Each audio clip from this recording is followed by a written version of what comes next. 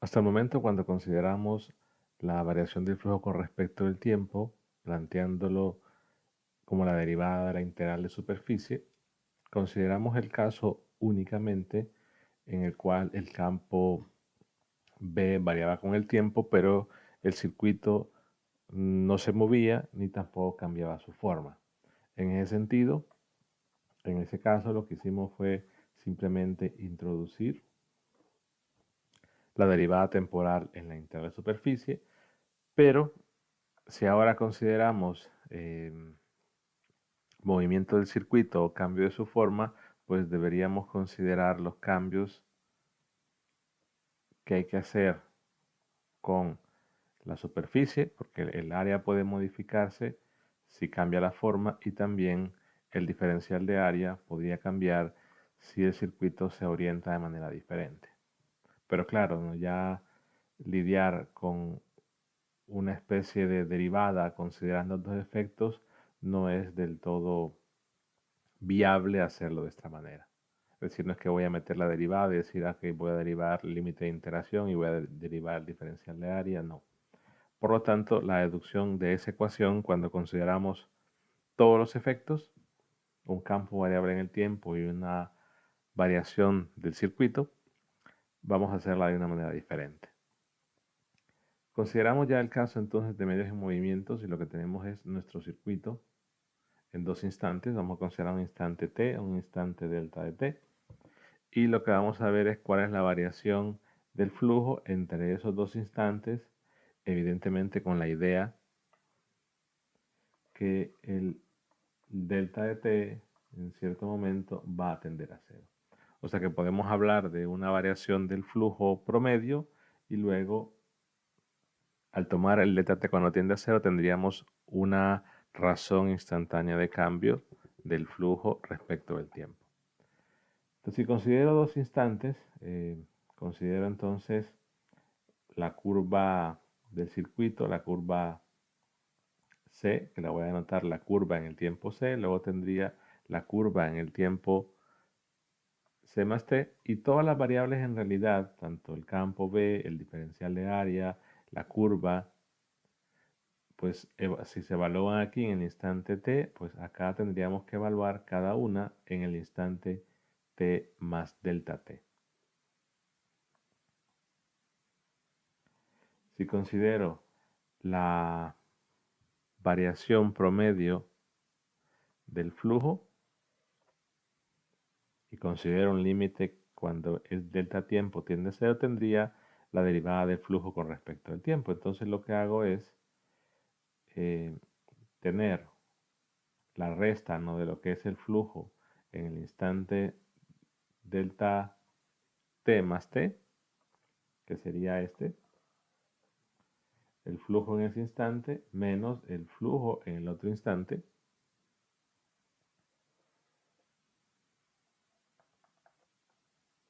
que es el instante t, y luego tendría que dividir entre delta t. Lo voy a poner así. Vean, y que es justamente la definición de derivada, ¿no? La cantidad en, la variación t más delta t menos la cantidad t entre el lapso de tiempo que hay entre los dos, ¿no? La definición clásica de derivada. La situación es que vean que en este caso todo está siendo evaluado, el campo B, el diferencial de área y la superficie en ese tiempo, y la otra es en el tiempo t. Entonces hay que ver cómo hacer ciertos cambios para poder llegar a una relación que tengamos pues el mismo diferencial de área, el mismo campo y los mismos límites para poder simplificar. Consideramos lo siguiente entonces. En primer lugar, consideramos que nuestro circuito se desplaza con una velocidad constante. Eso es importante. La velocidad que se desplaza es constante. De manera que si consideramos un lapso de tiempo delta t, lo que se desplazó en la dirección del movimiento del circuito es una distancia b por delta de t. Y si considero lo que barre un diferencial de S cuando pasa un tiempo delta t, tendríamos que lo que barrió sería esta área. Y puedo hablar de un vector diferencial de esa área como el producto cruz entre el delta ds y el producto cruz del vector velocidad delta t, que sería el vector que va en esta dirección. Es decir, tengo b delta t, producto cruz de ds, tendríamos esta área. Y claro, el vector en amarillo que estoy colocando aquí es el vector de área. Bueno, el vector diferencial de área que le voy a denotar a sub s. Y ese producto cruz lo tengo definido acá, el DDS cruz B delta de T. Entonces, si considero ahora un volumen o una superficie cerrada que contiene un volumen, puedo marcar tres superficies, ¿no? La parte de abajo, que es la superficie en el tiempo t, la parte de arriba, que es la superficie en el tiempo t más delta t, y la parte lateral, donde esa franja que he denotado antes es una porción de esa área lateral, de forma que la superficie total sería la superficie en la parte de abajo, la parte de arriba y la parte lateral. La situación es que puedo ahora considerar lo que sucede con el flujo del campo B sobre esa superficie que es cerrada.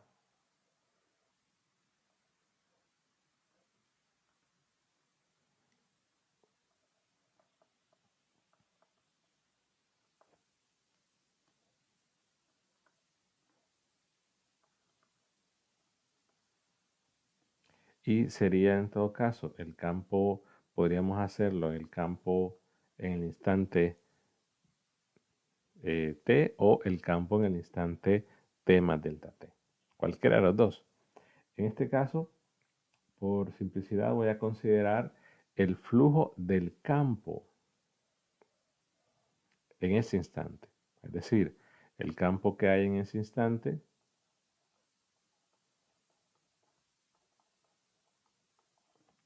viendo el efecto en cada una de las caras. Entonces, si considero en ese instante el flujo sobre la superficie total, recordemos que la superficie total es una superficie cerrada, por lo tanto, dado que la divergencia del campo B es cero, entonces el flujo sobre la superficie cerrada debe ser cero. Por lo tanto, hago la separación en tres partes, que son la parte superior, inferior y la parte lateral, según la imagen mostrada. Notemos que antes habíamos definido los diferenciales de área. En este caso, el diferencial de área en el tiempo t más delta t, el diferencial de área en el tiempo t.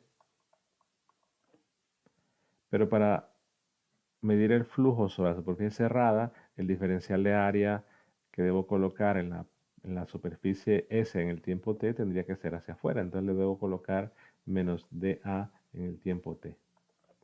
Por lo tanto, cuando mido el flujo, dado que estoy relacionando el diferencial de área que tengo arriba, por esa razón aparece un negativo. Recordemos que aquí la integral es 0.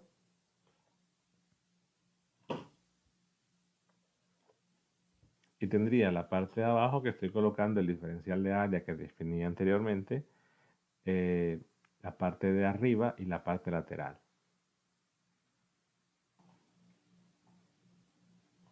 Toda la suma de las integrales, nuevamente, repito, es 0. ¿Qué hacemos ahora? La idea es que debo llegar a la expresión de antes, ¿no? Debo llegar a esta expresión. Y en este caso, vean que el término este ya lo tengo.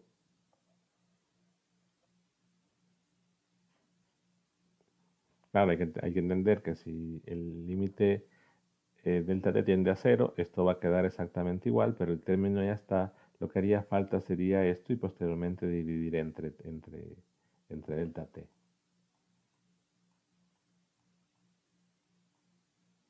Entonces, lo que hacemos es utilizar una serie de potencias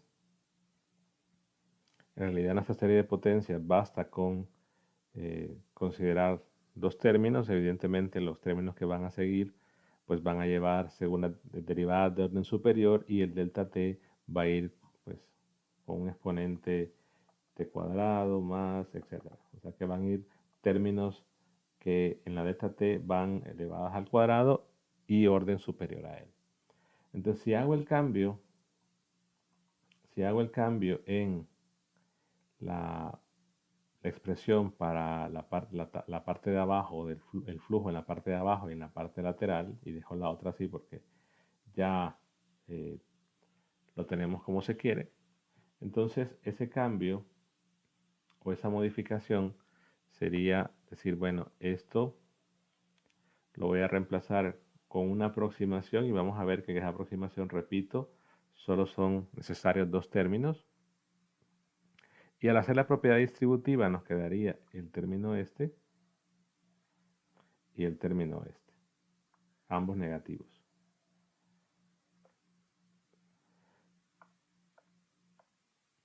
Luego, si hago el cambio en esta de acá, quedaría el término este y el término este, ambos positivos.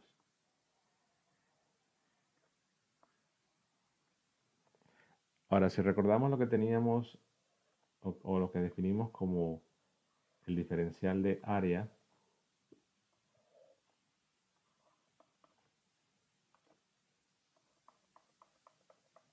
en ese caso, claro, la integral lateral en la superficie que llamé S sub S es una integral doble, ¿no? Pero como estoy considerando un diferencial de área de acuerdo a este producto cruz, entonces básicamente ya integramos en una dimensión, que es la dimensión, digamos, vertical en la imagen. Por lo tanto, solo tendríamos que hacer la integral en la parte lineal, en la parte del circuito. Recordemos que una integral de superficie se puede plantear como una integral simple si hemos definido un diferencial de área conveniente, y en este caso lo hemos hecho. Entonces, ambas integrales, en realidad al reemplazar por esto, ambas integrales pues se van a poder escribir como una integral de línea. Lo que sucede es que recordemos que aquí he colocado que puntos suspensivos porque nuevamente va a haber términos que tienen un delta t cuadrado, delta t al cubo, etc. Y particularmente se va a unir a ellos cuando haga el reemplazo del delta AS o el diferencial de AS en el término este, porque el delta t junto con el delta t tendríamos un término delta t al cuadrado que lo puedo colocar acá, más los otros. Entonces solo tendríamos que hacer el cambio en esta.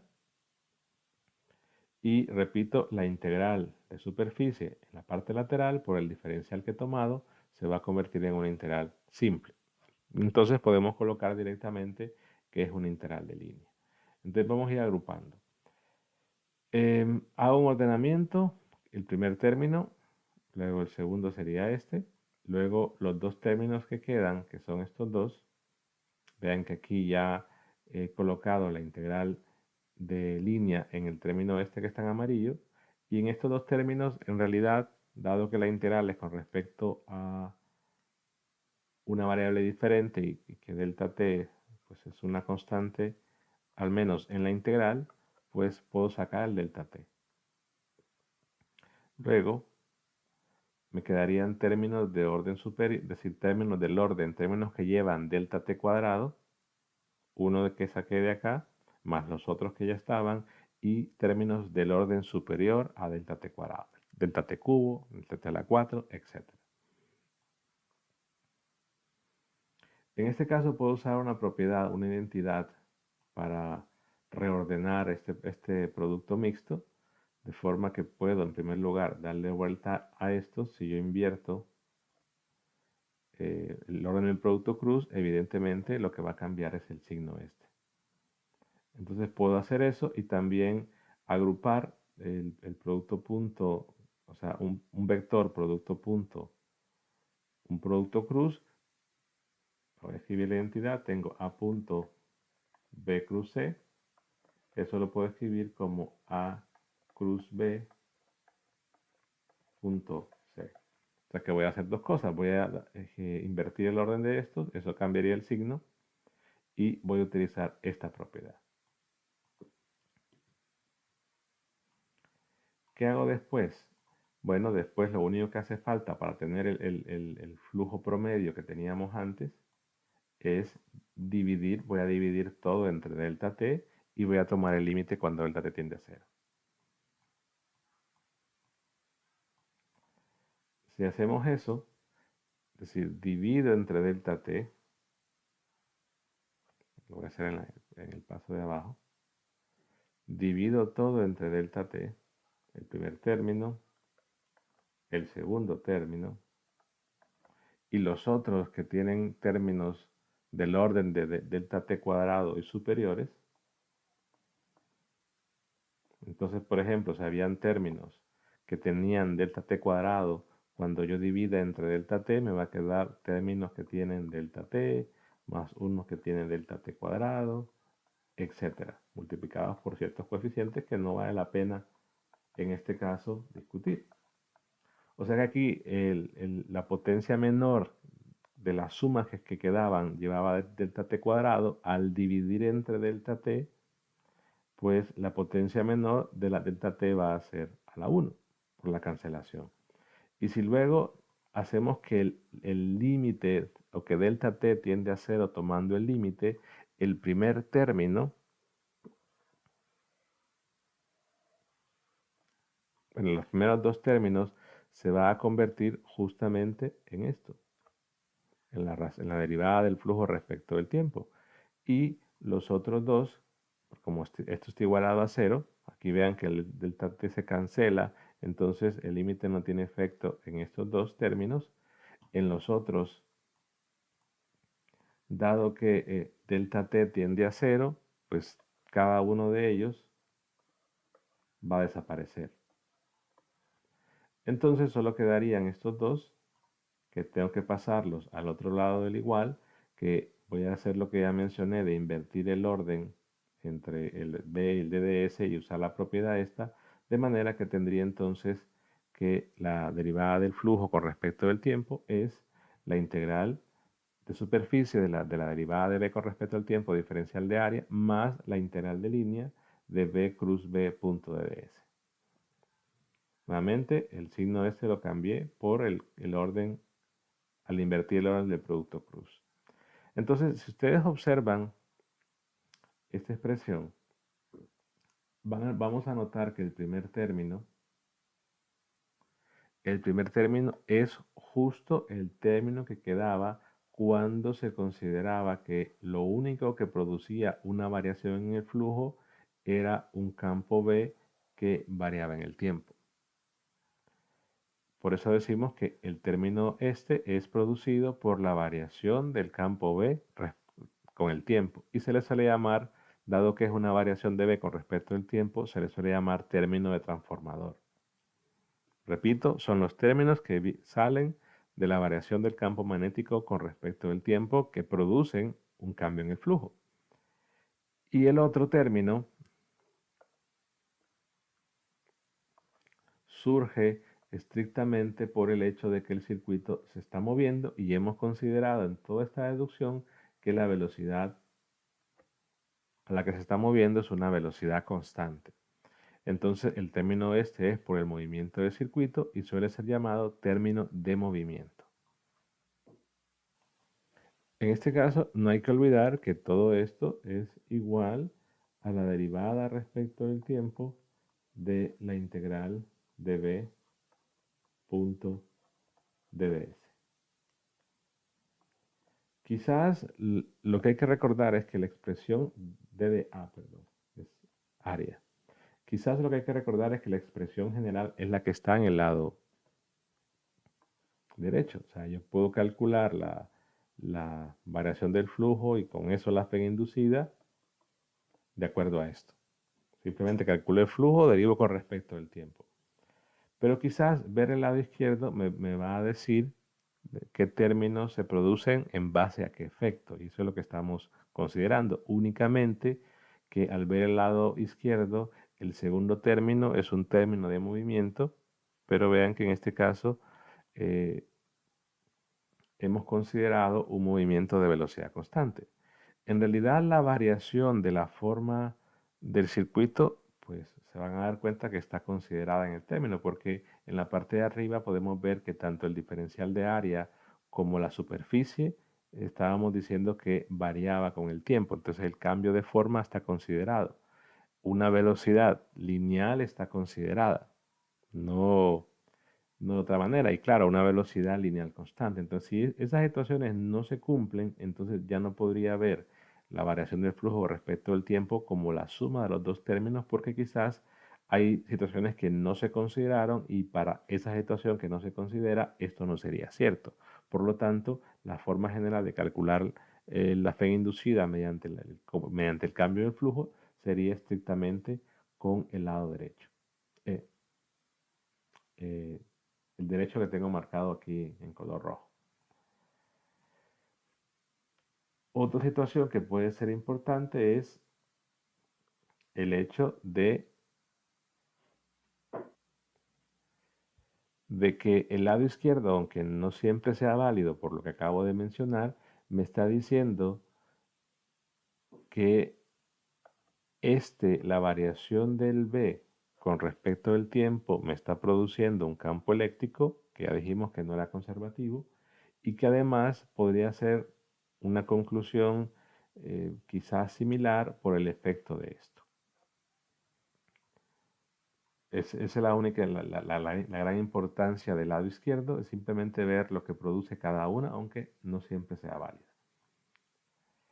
En ese sentido, pues yo puedo decir que la fe inducida, que es menos la variación del flujo respecto del tiempo, bueno, sería multiplicar por negativo los dos. Aquí vean que lo que puedo hacer para no dejarla negativa es simplemente invertir el orden del producto cruz y por eso me queda positivo y esto es simplemente la integral del campo total que se induce. Total simplemente por la variación del flujo, pero que ese campo total podemos verlo que es producido por estos dos efectos. Entonces, puedo comentar el uso de variables primadas y variables sin primar. En este caso, esta es la FEN inducida en el sistema que se está moviendo. O sea, si el circuito se mueve, esto es la FEN que se induce. Evidentemente, considerando que se está moviendo y que el campo B varía con el tiempo. Si el campo no se mueve, pues únicamente tendríamos lo del video anterior, el efecto único de la variación de B con respecto al tiempo. O sea que el término que está encerrado en rojo es lo que se produce únicamente con una variación del campo con respecto al tiempo. La combinación de los dos es lo que se produce con el agregado de que el circuito se está moviendo y que el campo varía con el tiempo. Y ese le llamamos por esa razón, la fe inducida en el sistema de movimiento. Y en este caso, el campo E que va a aparecer en ese sistema es la combinación de estos dos resultados y por eso decimos que es el campo en el sistema de movimiento. Lo que sí es que aquí puedo o tengo una integral de línea, esta de acá, de nuevo tengo una integral de línea en la otra integral, en el lado derecho, entonces puedo pasar esta para allá y agrupar todo en una sola integral de línea, que es lo que hago en el siguiente paso, ¿no? Entonces, en este caso, este pasa a restar, tendría una sola integral de línea.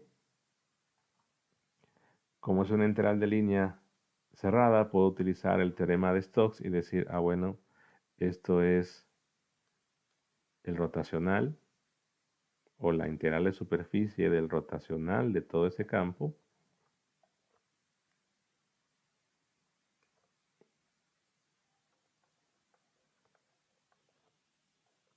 Luego agrupo en una sola integral y la conclusión que llego entonces es que el rotacional de el E menos B cruz B tiene que ser igual a la variación del campo B respecto del tiempo. Entonces, la situación que se da es que eso que queda, si hacemos la comparación de lo que teníamos antes, cuando únicamente la variación en el flujo la producía una variación en el campo B, es que puedo hacer una comparación llamando a E esto.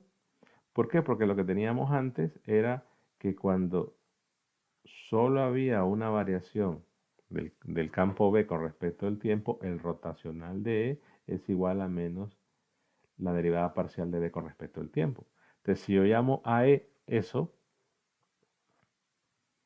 defino E esa cantidad, entonces la ecuación se va a cumplir en ambos casos. Es decir, llamando E a esta cantidad, podemos decir que el rotacional de E es igual a menos la derivada parcial con respecto al tiempo, pero en este caso es para que la misma ecuación me abarque los dos casos.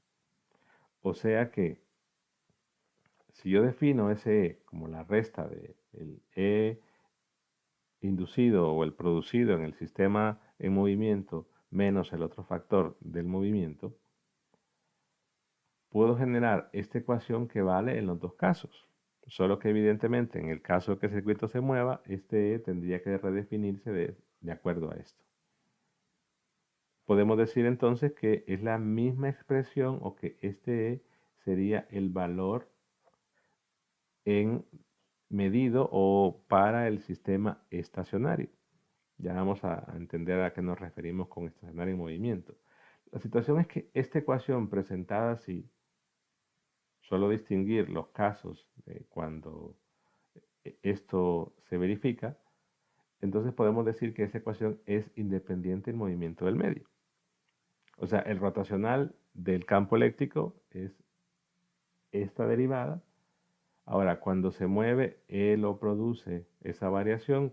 Perdón, cuando no se mueve, E lo produce esa variación. Cuando se mueve, E lo produce estos dos efectos. Pero, o sea, esta ecuación la escribimos así o defino ese E para que la misma ecuación me funcione en los dos casos. Cuando tengo un medio estacionario y cuando tengo un medio en movimiento. ¿Qué significa ahora la notación que hemos utilizado de hace varias líneas acerca de colocarle el primado y el no primado? Vamos a decir que el sistema primado es el sistema en movimiento y que el sistema sin primar es el sistema estacionario. ¿A qué me refiero con eso? Si nosotros consideramos observadores, un observador, por ejemplo, en un sistema en reposo, es decir, una persona está viendo lo que sucede, el circuito se está moviendo,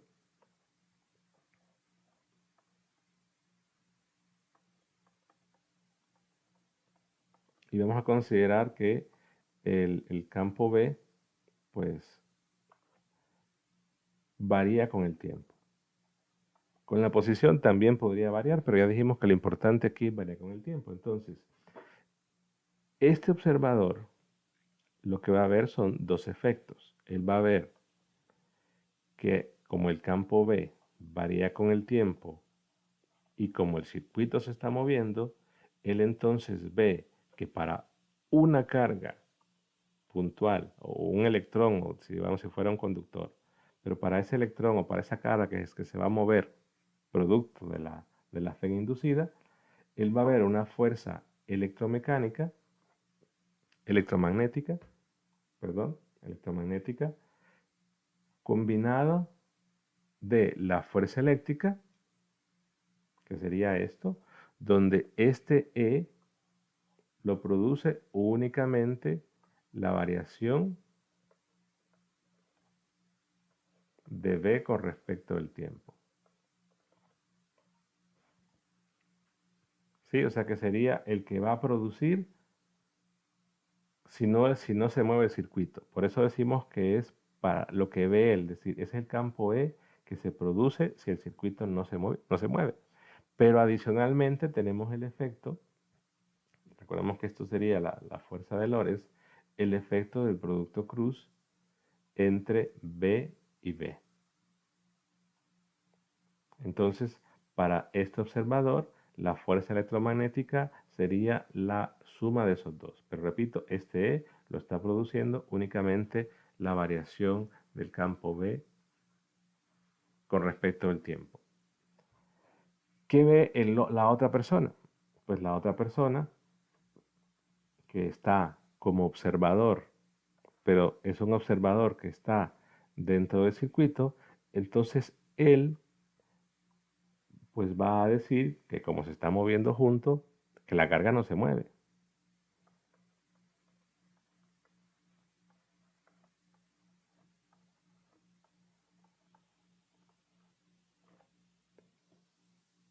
O sea, para él la carga no se mueve porque él se está moviendo junto en el circuito. En el sentido de que no se mueva, nos referimos a eh, un movimiento diferente a la trayectoria del movimiento de carga. En ese sentido, recordemos que si tengo el circuito, si hay corriente inducida,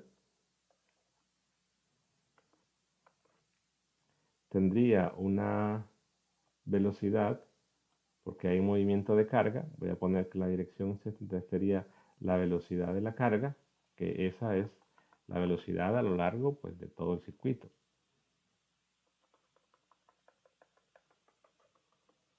Y es una velocidad que queda, decir, si es una corriente filamental, es una velocidad que queda tangente al circuito.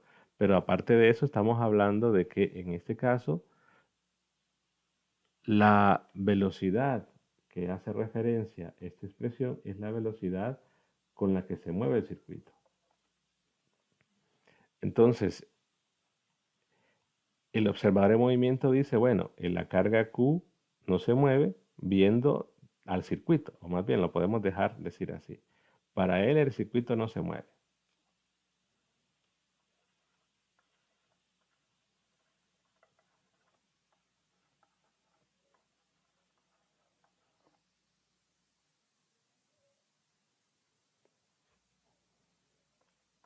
Para él el circuito no se mueve, entonces sí ve a la carga moviéndose a lo largo del circuito por inducción, pero el fenómeno este de B cruz B no lo va a ver. Ustedes pueden verificar en general que si veo ese término de la fuerza de Lorentz, en general tendría que ver las dos velocidades, ¿no? Porque la velocidad total de esa carga es la velocidad que tiene el circuito más la velocidad que se desplaza la carga cruz B. Pero pueden notar que el efecto de estos dos va a ser nulo. Y eso es algo que tienen que justificar. Nulo en el sentido de una fuerza magnética. ¿Sí? Entonces, la persona que está, o el observador que está moviéndose con el circuito, bueno, él va a decir, no veo un término de B cruz B porque el circuito no se mueve. Yo voy a ver únicamente un campo eléctrico producido por la variación del flujo, pero es algo que él lo va a medir como un observador en movimiento. O sea, él va a decir, aquí solo hay un campo eléctrico E, la fuerza electromagnética sería entonces Q por E, no hay un término de fuerza magnética porque para él el circuito no se mueve. La situación como son dos observadores diferentes, lo que van a observar respecto a los términos luce diferente. Pero en este caso quizás el punto importante es que como estamos con una velocidad, como el circuito se está moviendo con una velocidad constante, entonces estamos en un marco de referencia inercial. En ese sentido quiere decir que en un marco de referencia inercial, pues las fuerzas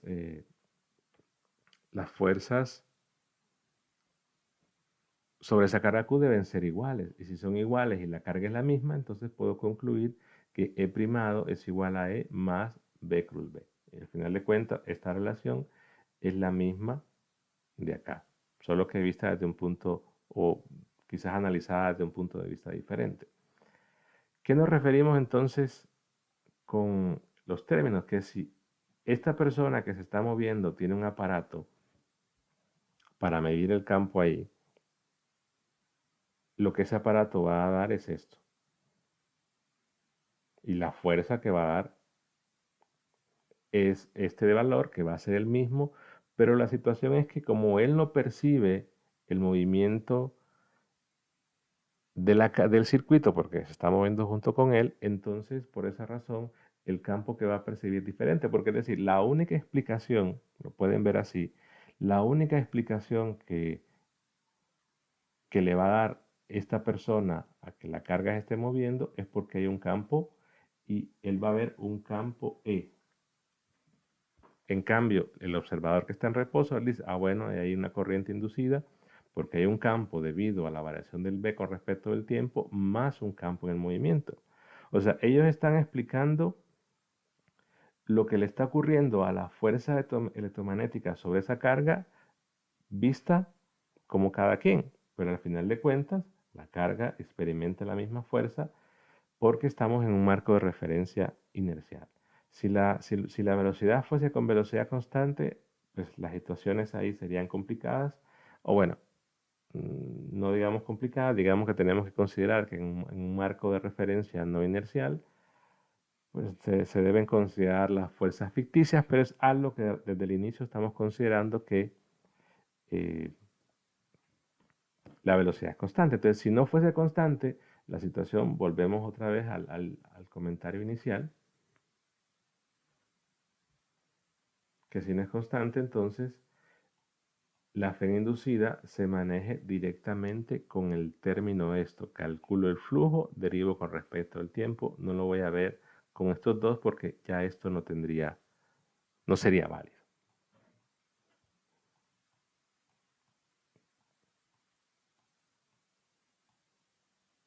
Entonces, estos son, lo podemos decir, la, la explicación del movimiento de la carga para la persona que está en el circuito de movimiento, y esto es la explicación del movimiento de la carga para la persona que está en reposo. Al final, las explicaciones que dan cada uno, aunque tienen términos diferentes, pues son iguales si la velocidad es constante. Pero entonces, en muchos casos, en muchos ejercicios, van a hacer referencia únicamente al efecto del movimiento del circuito, que ya dijimos que ese efecto es este. O sea, los términos que producen un cambio en el flujo por el movimiento del circuito, entonces quizás podemos considerar partir la FEN en dos términos. Regresamos a la parte de arriba.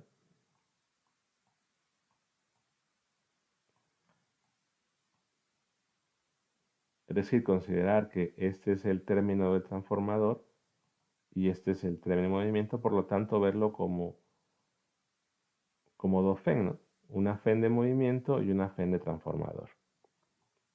En muchos casos, las preguntas que hacen los ejercicios solo son respecto a la FEN de movimiento.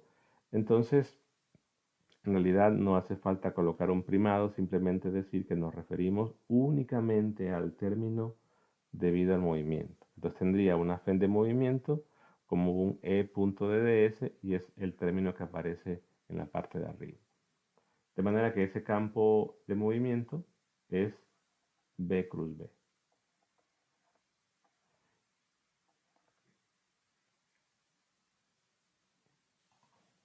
Y para el caso del transformador, aquí claro, aquí puedo hacer una comparación, dado que son interladas de línea.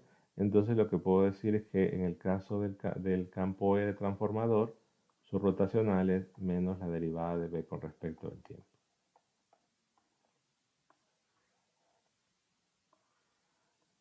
Pero tendría entonces los dos efectos. Nuevamente resalto la forma general de calcular el flujo sin ver qué efectos la producen es simplemente, más bien la forma de calcular la variación del flujo es simplemente calcular el flujo y derivar con respecto al tiempo. Ver luego de hacer la integral qué cantidades van a cambiar con respecto al tiempo y así obtendría entonces, al multiplicar por un negativo, la fe inducida. Pero las ecuaciones de arriba son para tratar de dar explicaciones a los factores que producen esa fe inducida.